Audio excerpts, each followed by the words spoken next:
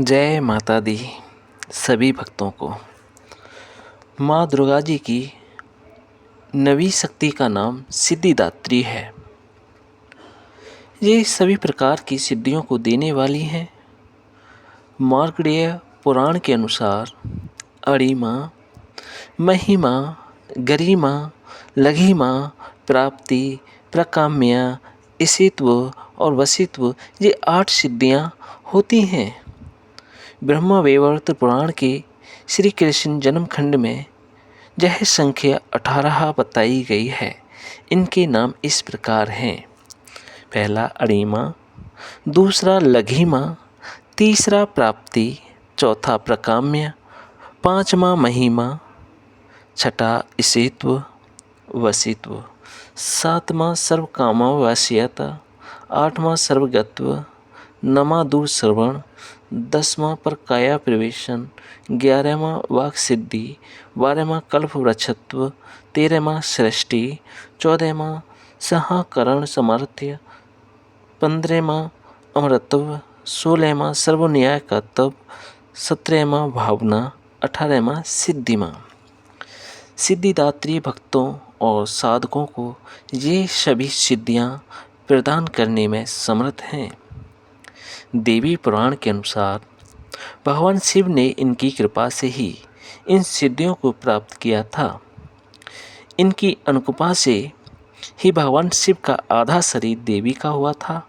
इसी कारण वह लोक में अर्धनारीश्वर का नाम से प्रसिद्ध हुए।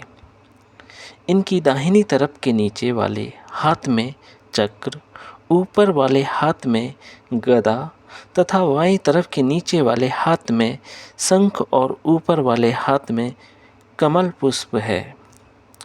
नवरात्र पूजन के 9वें दिन इनकी उपासना की जाती है। इस दिन शास्त्रीय विधि विधान और पूर्ण निष्ठा के साथ साधना करने वाले साधक को सभी सिद्धियों की प्राप्ति हो जाती है। सृष्टि में कुछ भी उसके लिए अगम्य नहीं रह जाता। ब्रह्मांड पर पूर्ण विजय प्राप्त करने की सामर्थ्य उसमें आ जाती है।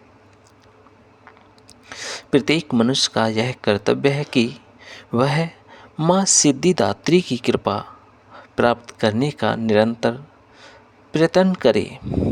इनकी कृपा से अनंत दुख रूप संसार से निर्लिप्त रहकर सारे सुखों का भोग करता हुआ वह मोक्ष को प्राप्त कर सकता है। नव दुर्गाओं में माँ सिद्धिदात्री अंतिम है।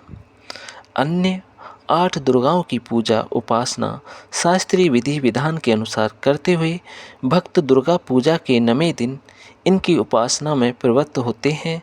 इन सिद्धिदात्री माँ की उपासना पूर्ण कर लेने के बाद भक्तों और साधकों की लौकिक पारलौकिक सभी प्रकार की कामनाओं की पूर्ति हो जाती है। लेकिन सिद्धिदात्री माँ की कृपा पात्र भक्त के भीतर कोई ऐसी कामना शेष बचती ही नहीं है जिसे वह पूर्ण करना चाहे।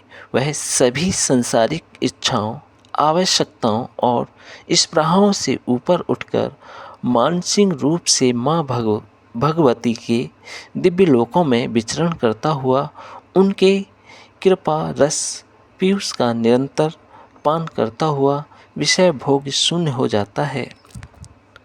माँ भगवती का परम सानिध्य ही उसका निरंतर पान करता हुआ विशेष भोग शून्य हो जाता है। माँ भगवती का परम सानिध्य ही उसका सर्वस्व हो जाता है। इस परम पद को पाने के बाद उसे अन्य किसी भी वस्तु की आवश्यकता नहीं रह जाती।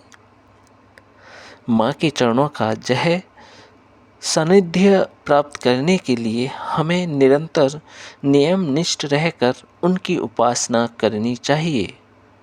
माँ भगवती का स्मरण ध्यान पूजन हमें इस संसार की असारता का बोध कराते हुए वास्तविक परम शांतिदायक अमृत पद की ओर ले जाने वाला है। जय माता दी।